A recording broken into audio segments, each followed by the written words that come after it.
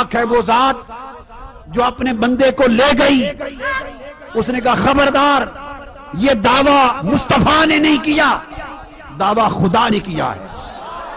میرے محبوب پر تنقید کر کے شور مچانے والوں، میرے محبوب نے تو دعویٰ کیا ہی نہیں۔ میرے محبوب نے تو اپنی طرف سے کوئی دعویٰ، تو میرے محبوب پہ کیوں زبانیں کھول لی ہیں؟ میرے محبوب پہ کیوں اعتراض کرتے ہو؟ چپ کرو۔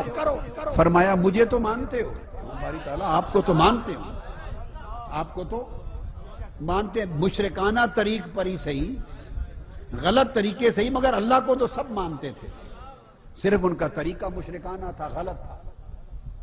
تو فرمایا یہ دعویٰ اگر میرا مصطفیٰ کرتا کہ میں معراج پر گیا تو تم جا کے میرے مصطفیٰ سے پوچھتے، حق تھا۔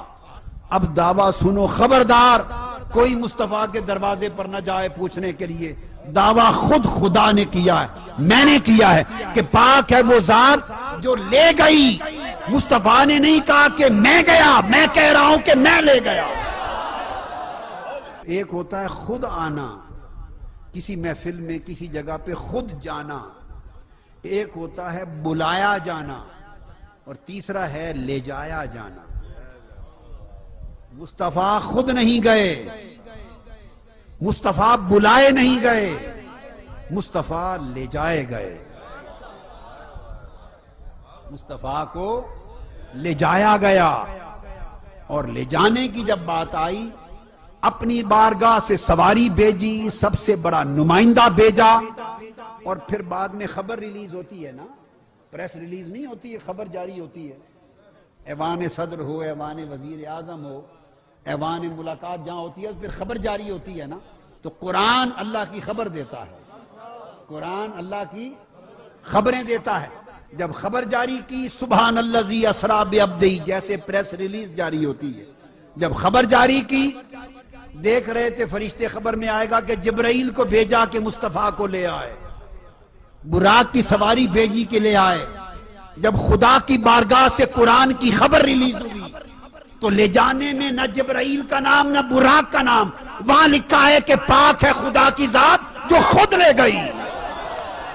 کوئی اس پر اعتراض کر سکتا ہے؟ لو جی استغفر اللہ العظیم، قادری صاحب نے عجیب بات کہہ دی کہ خدا خود مکہ سے ساتھ تھا، خدا خود مکہ سے ساتھ تھا، عجیب بات کہہ دی۔ تو کوئی اعتراض کر سکتے ہیں بعض لوگ، ان کی تو کنپٹیاں سر پھٹنے کو آ جائیں گے، یہ کیا بات کہہ دی۔ تو آئیں مجھ سے آ کے پوچھ لیں، مجھ سے پوچھ لیں، میں دکھا دیتا ہوں خدا ساتھ تھا یا نہیں تھا۔ آئیں قرآن کو کھول لیں، کیا قرآن کو کھول لیں۔ آقا مکہ سے چلے مدینہ جا رہے ہیں، بس اتنا سفر ہے، مکہ سے چلے بولیے مدینہ جا رہے ہیں، رستے میں غار ثور میں قیام کیا، غار ثور میں قیام کیا۔ سیدنا صدیق اکبر نے عرض کیا یا رسول اللہ مجھے ڈر لگ رہا ہے کہ کہیں دشمن نہ آ جائیں۔ تو غار میں مصطفیٰ نے صدیق اکبر کا کندھا ہلا کے کان میں کہا ابو بکر گھبراؤ نہیں، خدا ہمارے ساتھ ہے۔